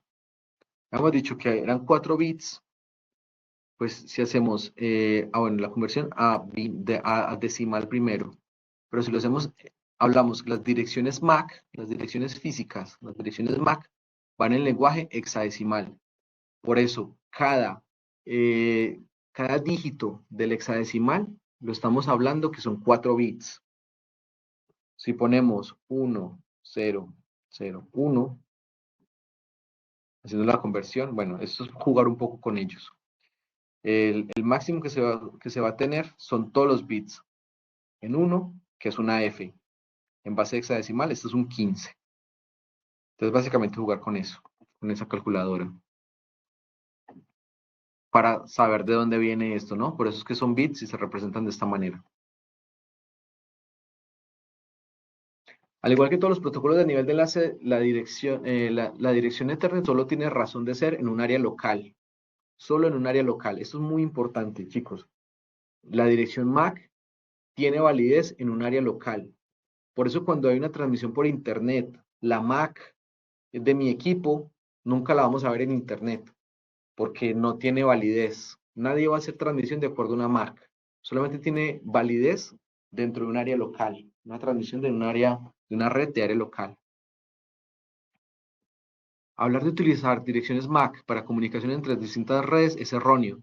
Las direcciones físicas solo funcionan en el nivel de enlace dentro de una misma red.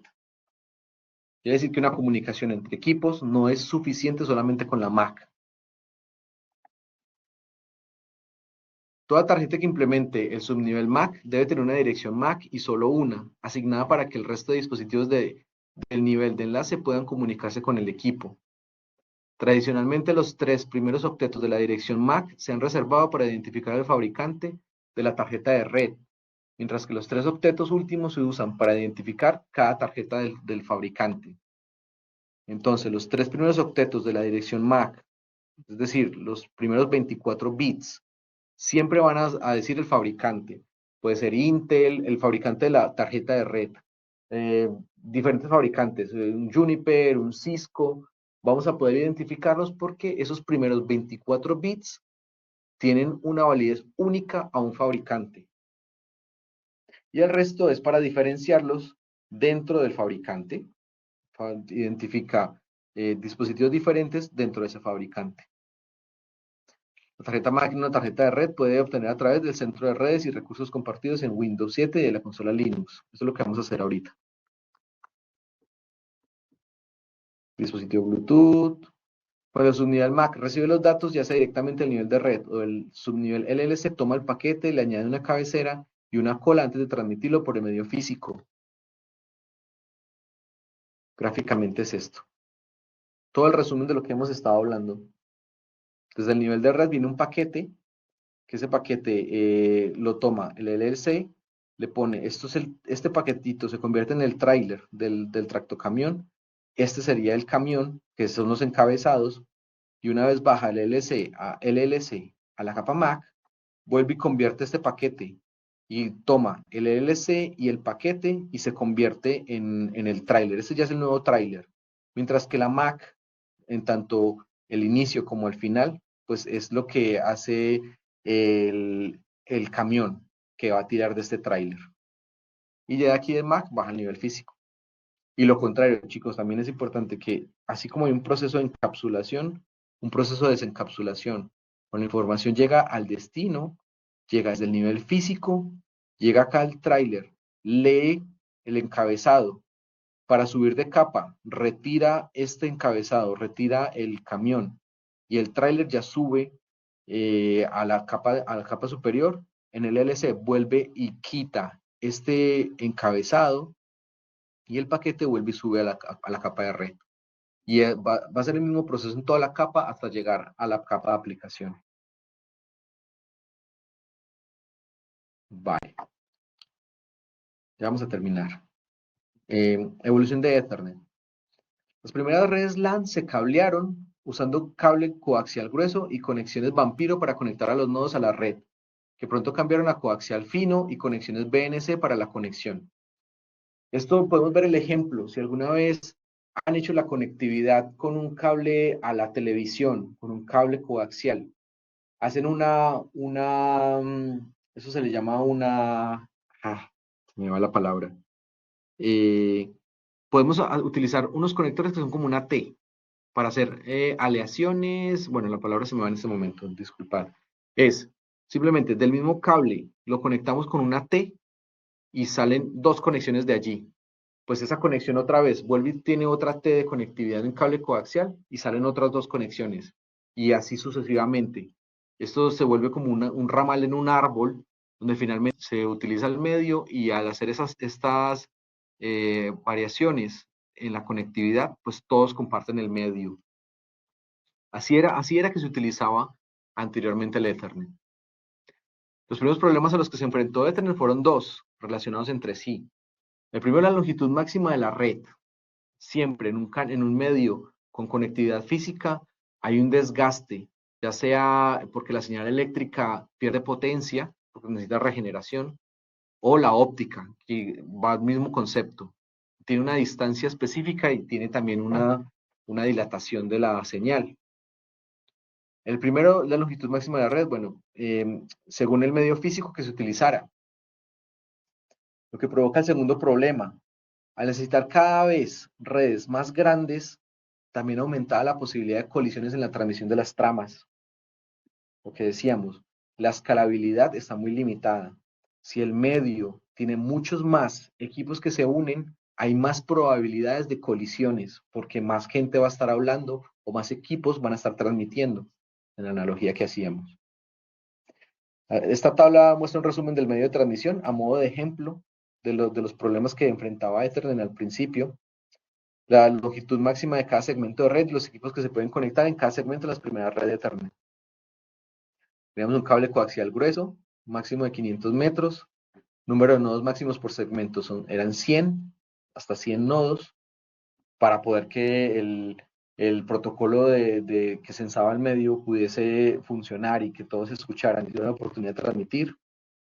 Un cable coaxial fino, que esto es tan poco y tan malo que se dejó de utilizar pronto. Esto ya no se usa, esto nunca se ha usado, solamente al principio, como a nivel de pruebas en las redes, que era más barato. Tiene una longitud máxima de 185 metros y máximo 30 nodos por segmento. El cable coaxial fino adicional en esos problemas que tenía es que se recalentaba. El cobre, al ser tan fino, ese recalentamiento hacía que las señales eléctricas tuviesen más distorsión. Por eso es menos distancia, menos nodos. Un par trenzado que se utiliza hoy en día, que son los cables de par trenzado de RJ45, con conector RJ45, o los cables de cobre, también se les llaman en la industria.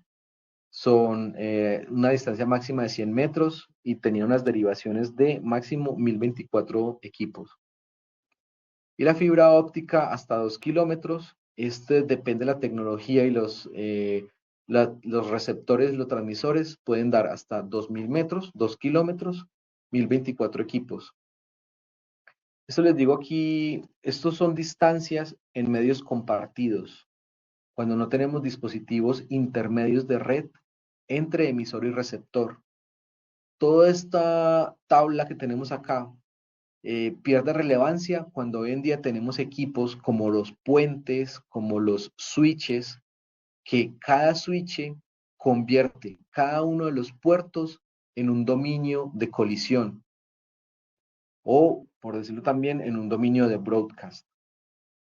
Entonces es importante que toda la historia que hemos visto aquí se derive en lo que hemos dicho a un dominio de broadcast. Entonces, la evolución de esto, de este bus de transmisión, finalmente cuando llegan los switches, cada puerto del switch va a convertir toda la comunicación en ese puerto en un dominio de broadcast. Bueno, a ver si lo puedo representar de esta forma. Mejor dicho, esto. Cada puerto va a tener una conectividad directa hacia este destino. Este destino.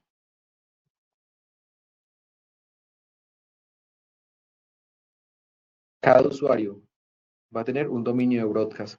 Por eso la relevancia de este protocolo de medio compartido se va perdiendo hoy en día, porque en la conectividad cableada, los switches permiten hacer una conectividad en su propio dominio de colisión, su propio dominio de broadcast.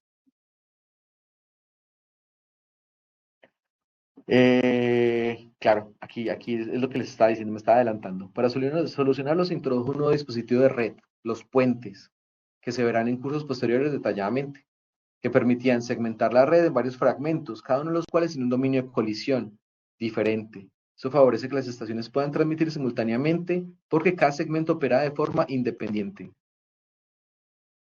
Entonces aquí podemos ver que de un puerto, que de un enlace que estaba compartido, un bus que hacía derivaciones en un cable coaxial, todos compartían el mismo medio y al transmitir tenían que censar el medio para saber quién estaba hablando.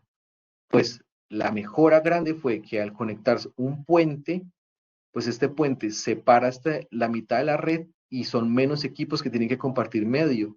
Quiere decir que hay más efectividad en la transmisión y más escalabilidad. La evolución del puente es un switch. Un puente es porque el puente o bridge, solamente tiene dos puertos, tres. Dos para segmentar la LAN y el tercero para el destino. Mientras que en un switch podemos tener muchísimos puertos. Switches de hoy en día normales que se utilizan en una red corporativa son 48 puertos. Pero tenemos dispositivos switch que pueden llegar a 1000, 2000, 3000 puertos. Son unos equipos gigantes para tener una conectividad cableada, pero obviamente también se ve desplazado por las redes inalámbricas. Pero saber que esto es la evolución a lo que hoy en día todavía se utiliza. Ethernet tenía en sus inicios una velocidad máxima de 10 megas, 10 megabits por segundo. Como es normal, pronto las organizaciones requirieron cada vez más rendimiento en la red y por ello el comité IEEE se reunió en el 92 para modificar el estándar 802.3 para aumentar la velocidad hasta 100 megas, que es lo que llama fase Ethernet. Hoy en día todavía tenemos muchos equipos con fase Ethernet. En la evolución se mantuvieron todos los formatos de las tramas para permitir la retrocompatibilidad, pero este cambio se cobró sus víctimas. La tecnología coaxial fue declarada obsoleta y no migró a fase Ethernet. Los cables coaxiales no migraron a fase Ethernet.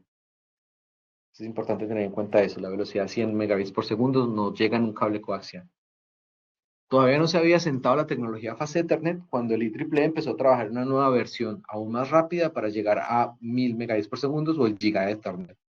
Este es el más extenso hoy en día. Los puertos como mínimo te van a ofrecer un Giga Ethernet en los equipos hoy en día.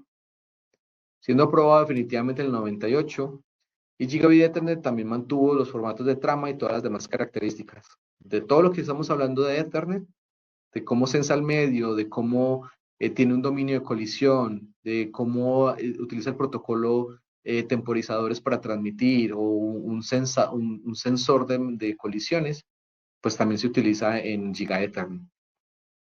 Para hacerla compatible con fase Ethernet, clásico. El Giga Ethernet soporta la transmisión tanto pares trenzados como fibra óptica como medios. Otra tabla, fibra óptica multimodo, fibra óptica monomodo. Habíamos hablado de multimodo, que son varias señales sobre la misma fibra óptica. Por eso nos puede dar hasta 550 metros, porque finalmente la distorsión en un medio multimodo compartido empiezan a tener las reflexiones, empiezan a tener una dilatación que se empiezan a solapar. Por eso las distancias máximas para una buena comunicación, 550 metros. En una fibra óptica multimodo. En el 1000 base LX, si pueden observar aquí, chicos, lo que cambia es el S, el L, que es como se llama el protocolo para el Ethernet para poder tener ese estándar. Fibra óptica monomodo, hasta 5 kilómetros, 5000 metros, para el gigabit Ethernet, sobre fibra óptica monomodo LX.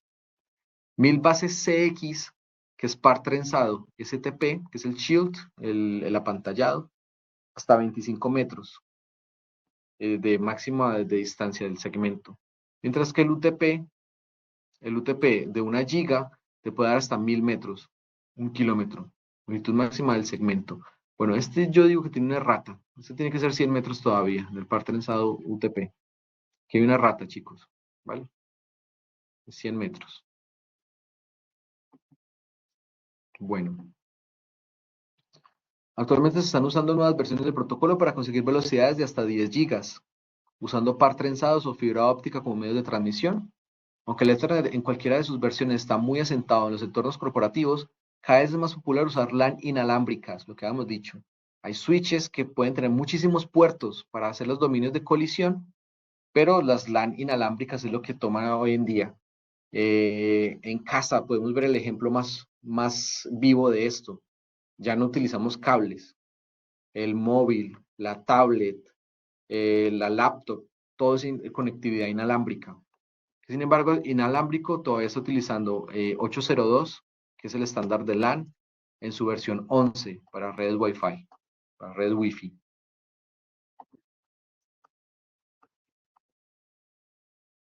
Bueno, a nivel de conclusiones, chicos, sé que es mucha teoría, pero eso es un poco entretenido porque te va llevando a lo que llegamos hoy en día. El nivel de acceso de red es un nivel con una importancia muchas veces dejada de lado, sobre todo en el protocolo a nivel de red que se estudiará en el tema siguiente, que es el IP.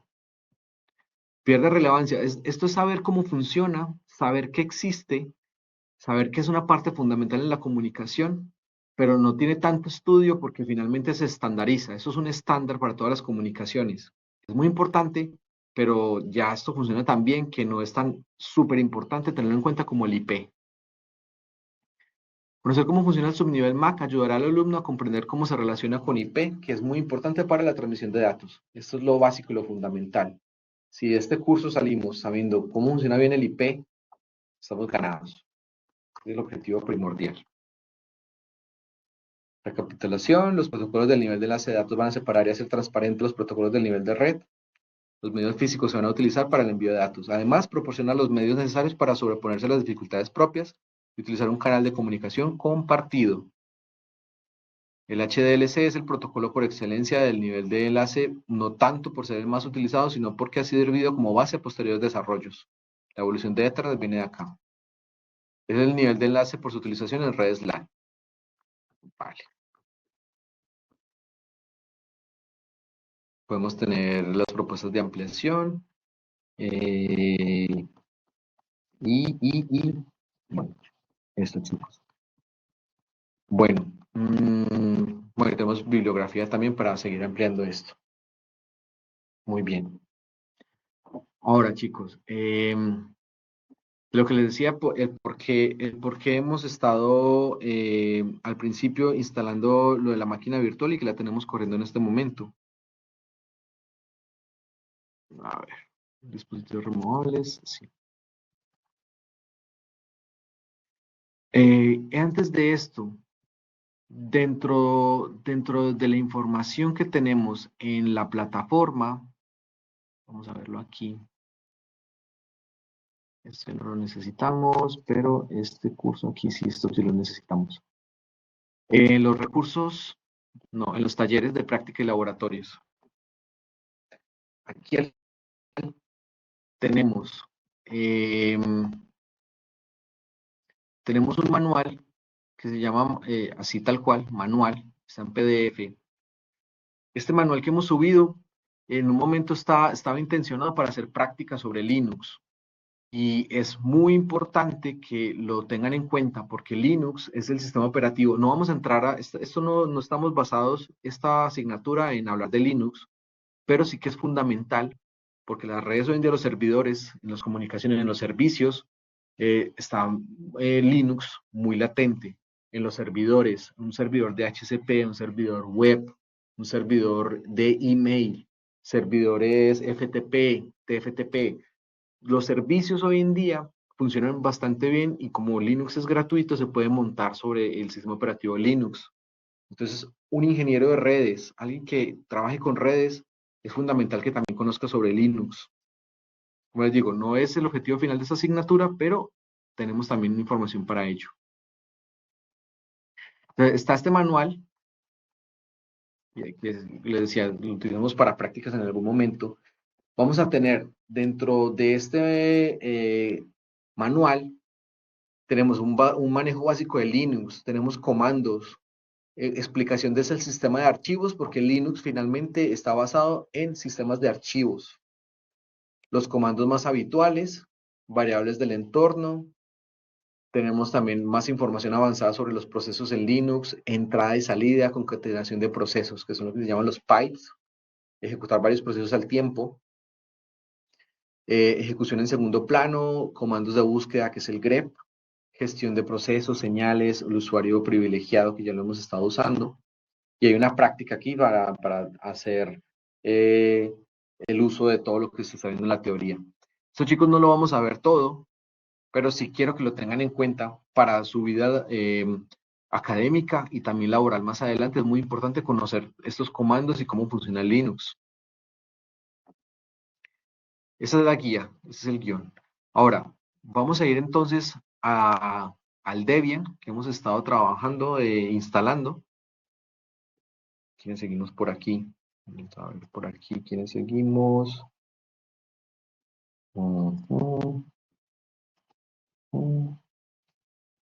Dejar de compartir esta parte de acá. Voy a compartir solamente voy a compartir el Debian. Seleccionar el Debian Linux. Espera un momento, por favor, que si me hablaste acá, permíteme que estoy aquí compartiendo. Vamos a echar, no. Estoy en modo terminal. No, tampoco es. Introducción Zoom, vendor, Class Collaborate, Linux. Este sí es.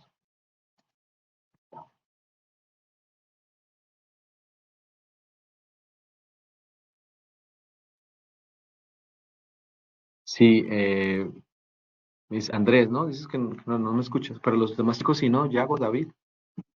Ah, bueno, bueno. Entonces, estamos compartiendo el Debian. Ustedes también entonces tienen abierto el Debian, chicos. Aquí es que se ve, a ver cómo puedo lograr que se vea más grande. Voy a moverlo aquí de esta forma. No se ve muy pequeño. Aquí sí, mejor.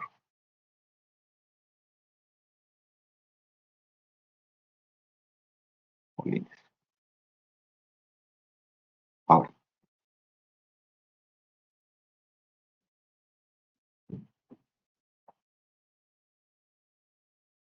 A ver si puedo ver esto un poco más grande aquí.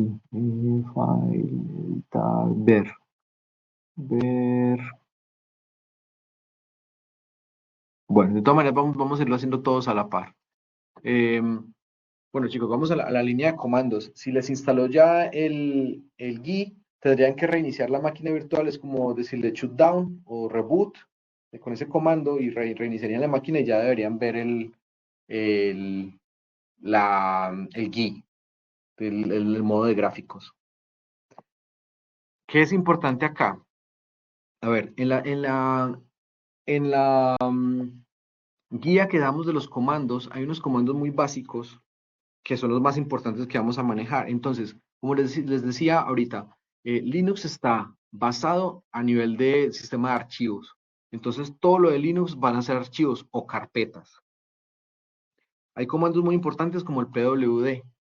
El pwd básicamente te va a decir en dónde estás. Estamos en este momento sobre el directorio home Debian.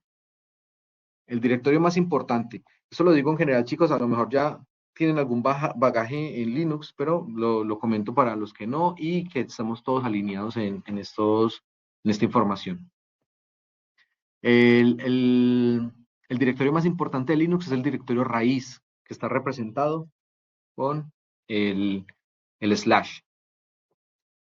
Para movernos entre carpetas, el comando cd, que es change directory. Vamos a decir cd, directorio raíz. Estamos sobre el directorio raíz.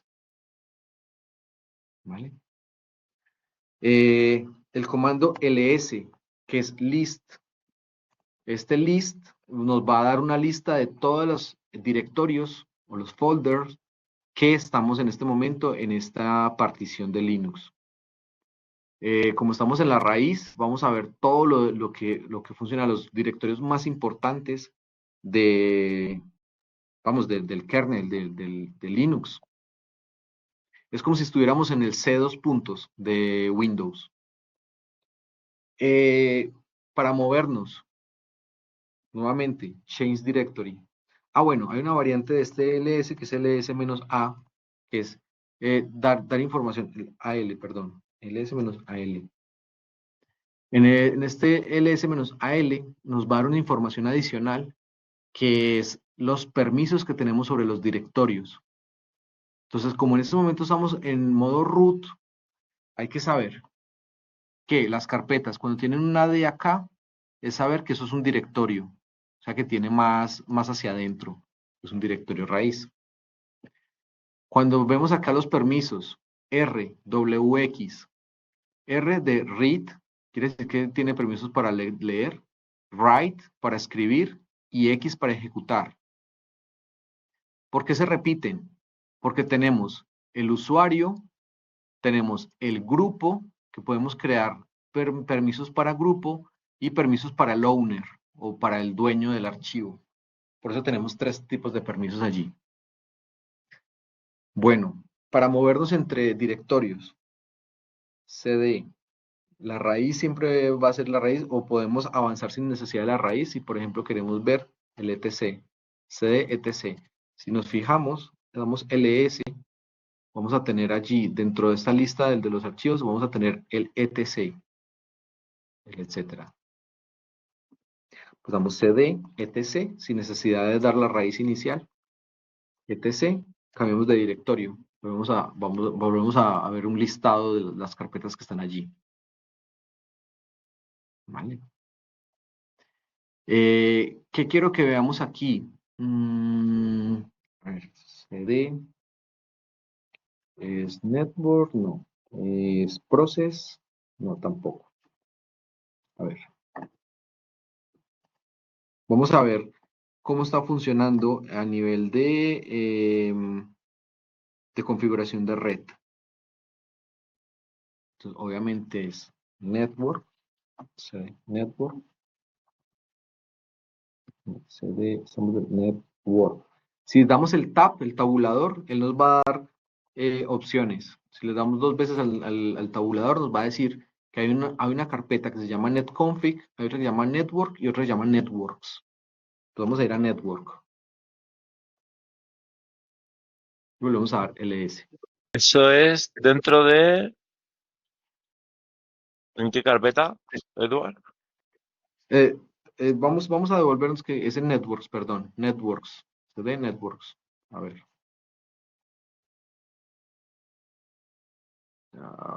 ls, cd,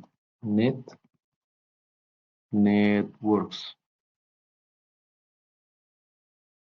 cd, network, no, perdón, es network. Solo network a solas. Vamos a tener aquí las interfaces, por ejemplo. Ya cuando, como les decía, es el sistema de archivos, dentro de las carpetas ya vamos a tener archivos, que es lo que lee el kernel de Linux. Interfaces ya es un archivo. Entonces podemos imprimir lo que dice el archivo con el comando cat. Cat solamente nos va a imprimir lo que dice por dentro las interfaces. Entonces vamos a ver que tenemos una interfaz que es LO, que es la loopback, una interfaz inet loopback, sí, precisamente, y otra interfaz que es el ENS33, que está funcionando con DHCP, que básicamente es la interfaz que está haciendo el NAT desde nuestra máquina host o anfitrión hacia la tarjeta de red inalámbrica. Eso para tener en cuenta que es ese archivo tiene esto, que hizo una configuración al inicial, tiene estas interfaces disponibles. Ahora, el comando ifconfig. Si lo ejecutan, a ver, ejecútenlo porfa, a ver si les saca información también, les da información. ifconfig.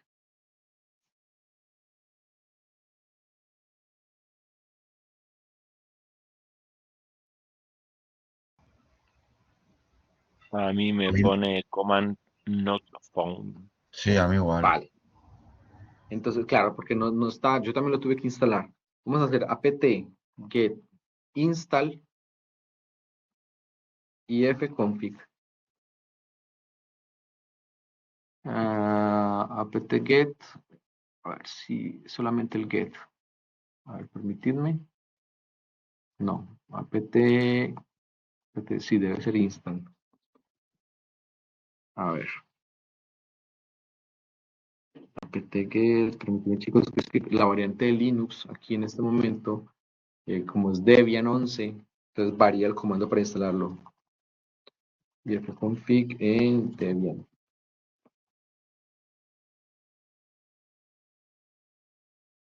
¿Vale? Va a ser, a ver, vamos aquí.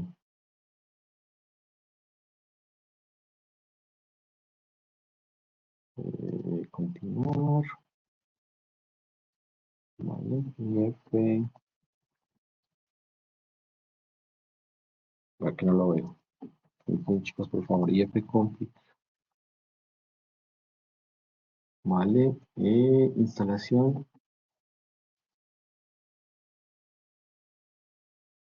Vamos a ejecutar apt install nettools. Vamos a compartirlo aquí.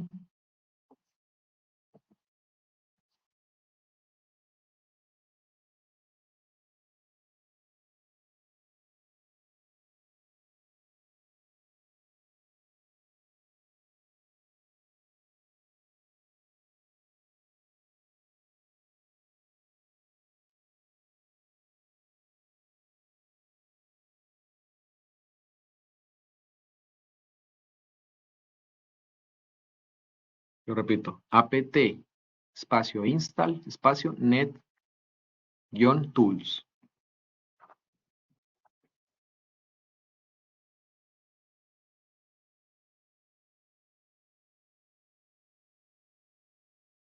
¿Instaló?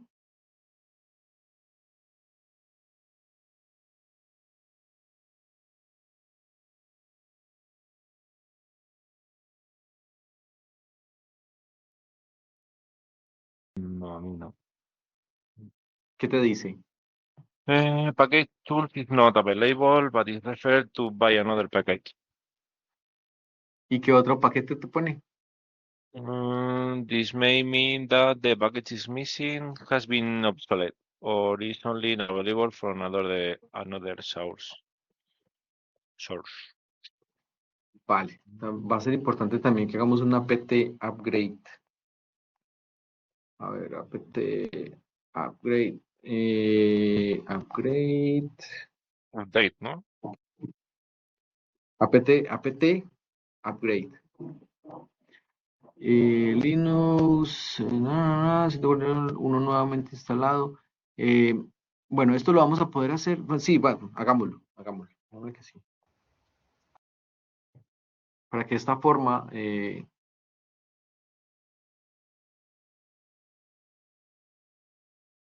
pueda instalar los paquetes que nos faltan. Es apt update. Update, sí. Update, perdón. Vale. Upgrade, sí.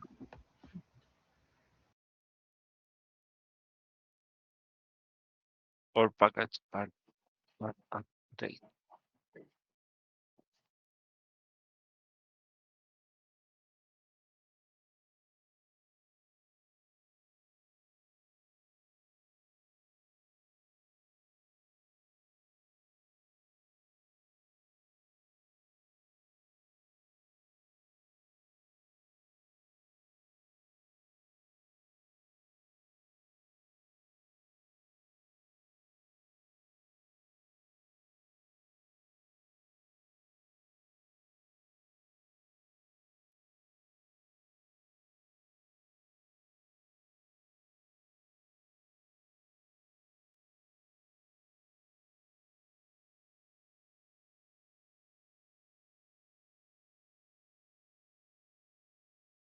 ¿Está actualizando?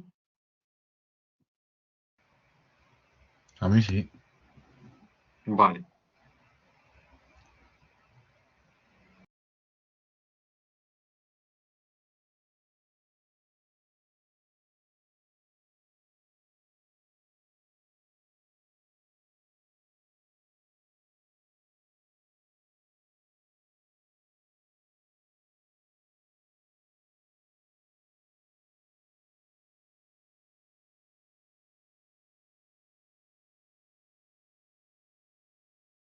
¿Sigue actualizando?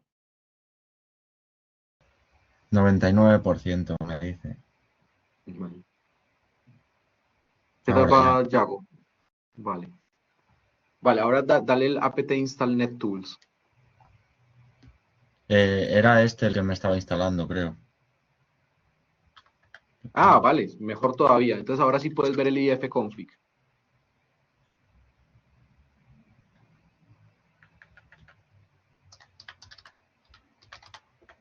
Sí. ¿Cómo lo llevas, Yago? Andrés.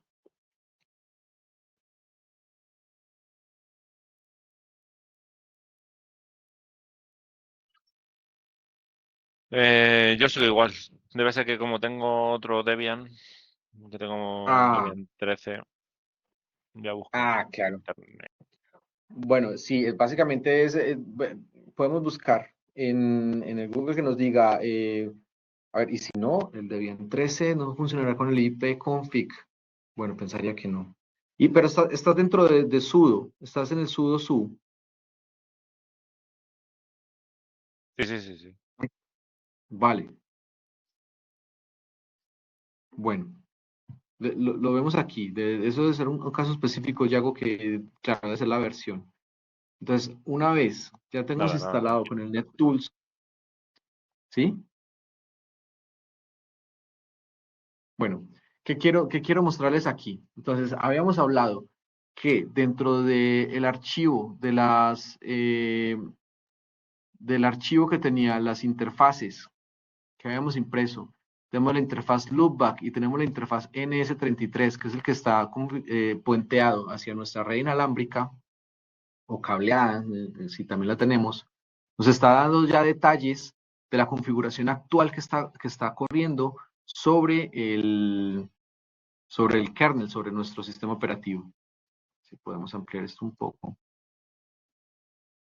Entonces, en el ifconfig, la interfaz NS33 tiene, bueno, unas banderas, que esto es más específico dentro de lo que hablábamos del multicast o del broadcast. Tiene una MTU, esta es la unidad máxima de transmisión. Lo tocamos dentro de la teoría. ¿Cuánto es el Eduard, máximo del paquete? Sí, perdona, ¿le puedes poner un poco de zoom, porfa? sí, a ver, que eso es lo que quiero ver, si lo puedo hacer. A ver.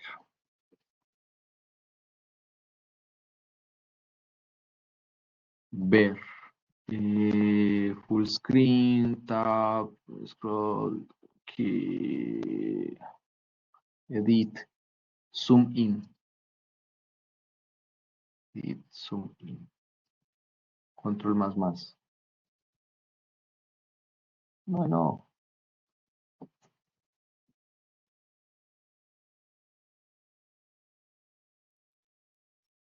Vale, ahora sí. Gracias. sí, no, a vosotros lo siento que Claro, con esa letra tan pequeña y en un laptop se tiene que ver pequeñísimo. Ya hemos hablado de las interfaces, interfaz loopback y la interfaz NS33. La configuración que está corriendo actualmente sobre la NS33. Habíamos hablado de broadcast, habíamos hablado de multicast, quiere decir que la interfaz está escuchando broadcast, también está corriendo para multicast, está habilitado. La MTU de 1500, la máxima unidad de transmisión, el paquete máximo de Ethernet que vamos a tener aquí, tanto el encabezado como el tráiler está configurado para 1500. Eso se puede modificar, pero el estándar Ethernet que nos da actualmente el 802.3 solamente permite hasta un máximo de 1500, ¿vale? Luego, ¿qué nos dice? La interfaz, el INET, quiere decir que está utilizando una dirección IP específica que a través de esta dirección IP se va a comunicar con la red. Las direcciones IP las vamos a ver un poco más adelante, que ya es en la capa de red, que está conformada por los 4 octetos y suman en lenguaje decimal, sí, en base 10. Una máscara de red, que también hace parte de la definición de la dirección IP, una dirección de broadcast, que también lo vamos a ver más adelante, porque en IP también existe el broadcast y el multicast. El Anycast, el Unicast también, más términos. Hay un INET 6. Este INET en el Linux se refiere al IPv4, mientras que el INET 6 se va a referir al IP versión 6. Podemos verificar aquí que también tenemos una dirección IP configurada en la versión 6. Esto no está dentro del scope de esta asignatura, pero vamos a verlo un poco también para que sepan, porque finalmente el IP está migrando hacia el IP versión 6. Esto lo vamos a ver también. El prefix length es básicamente el paralelo de la máscara de red, es máscara 64. En ese scope, quiere decir que es en la tarjeta de red, o sea, en el enlace, tiene un scope que se llaman, en el IPv6 también se llaman scopes. Luego, esta es la que me interesa que veamos hoy, porque esto es lo que hablamos y lo que vimos. Entonces, esta dirección MAC es la que leímos que es la de control de acceso al medio, que son 48 bits, que son únicas, son direcciones únicas. Me refiero únicas a que no se repiten, que habíamos hablado que los primeros 3 octetos, quiere decir que son estos 6. Los primeros 3 octetos son el que identifica el fabricante, mientras que el resto es el que identifica dentro del fabricante la tarjeta única que no se repite. Entonces Cisco puede tener diferentes 10, 20 tarjetas. Los primeros 3 octetos se van a repetir, pero el resto va a ser diferente para poder identificarse entre ellos. Está diciendo que trabaja sobre Ethernet. Luego, tiene otros datos importantes como la cantidad de paquetes que ha recepcionado. Un paquete que puede ir a una máxima transmisión de 1500. Pues hasta el momento ha recibido 97.564, que se traduce en esta cantidad de bytes, o 134 megabytes. Errores, no ha tenido errores ni ha descartado paquetes, y tampoco ha desbordado el buffer. Y la transmisión, la cantidad de paquetes que ha transmitido. Luego, la transmisión errónea también que ha transmitido. Tenemos también en el scope la otra interfaz, que es la interfaz loopback, que está corriendo con una MTU de 65.536. Esta máxima unidad de transmisión en una loopback es como la loopback puede decirse que es como mi nombre. Entonces, si yo soy Edward, pues mi loopback es Edward. Voy a hablarle a Edward, me hablo yo mismo. Y yo no tengo limitaciones del medio. Como no tengo limitaciones del medio, el tamaño de trama puede ser mucho mayor, porque hablo conmigo mismo. ¿Para qué se utiliza esta interfaz loopback? Cuando, por ejemplo, queremos probar bases de datos. Si una base de datos está corriendo localmente sobre mi máquina, pues me puedo conectar a la interfaz loopback o a mi dirección IP. pero normalmente se utiliza la loopback, para que los procesos utilicen la capa TCP/IP, pero de mi mismo servicio, de mi misma máquina. Para eso es la interfaz loopback. Esta dirección IP loopback sí que se va a repetir. Si corren el ifconfig, van a ver que tiene la misma dirección IP loopback, que siempre la 127.0.0.1. Son direcciones IP específicas para servicios específicos. Para la loopback está reservada esta dirección IP. En el INET 6, la traducción de la loopback son 2.2.1. Esta también es una dirección IP reservada única para la loopback. No importa el fabricante, no importa la máquina que estemos utilizando, siempre va a ser la misma dirección IP, la loopback. Nos va a dar más información adicional del RX, TX. Si vamos a ver, si volvemos a ejecutar el ifconfig, vamos a ver que no se mueven los contadores porque no estamos utilizando la red en ese momento. Pero si hacemos un ping, el comando ping, que utilizamos al principio en la primera asignatura, ping a los 8. Los 8 es la dirección IP de Google. Si volvemos a ejecutar el ifconfig, vamos a ver que el contador estaba antes en 97.734. Al hacer un ping, nos hemos comunicado hacia el exterior a través de esta interfaz. Pues ahora está en 97.738, ha aumentado. Pero la loopback no ha aumentado. Pero si le hacemos un ping, que el comando ping está basado sobre el protocolo ICMP, que básicamente su funcionamiento, que ya se los había comentado, el funcionamiento es hacer un test de respuesta. Dice hola y espera que le respondan hola, hola, hola, hola, hola. Eso es un ping.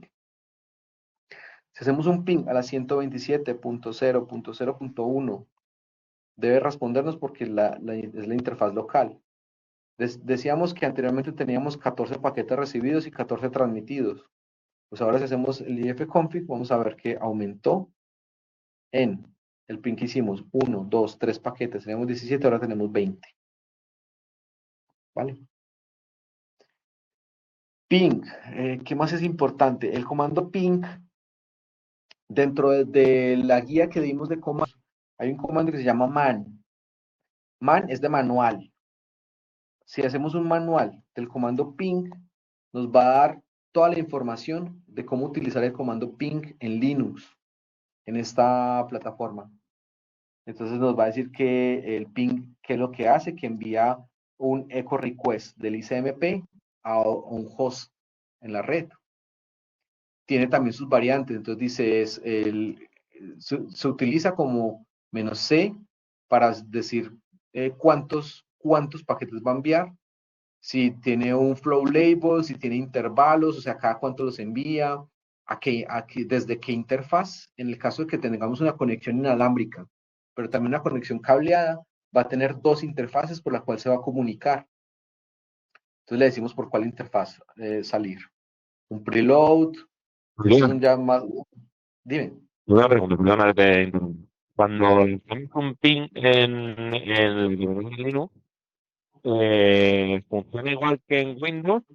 O en Windows tienes que meter el menú, la que esté haciéndolo como infinito, ¿vale?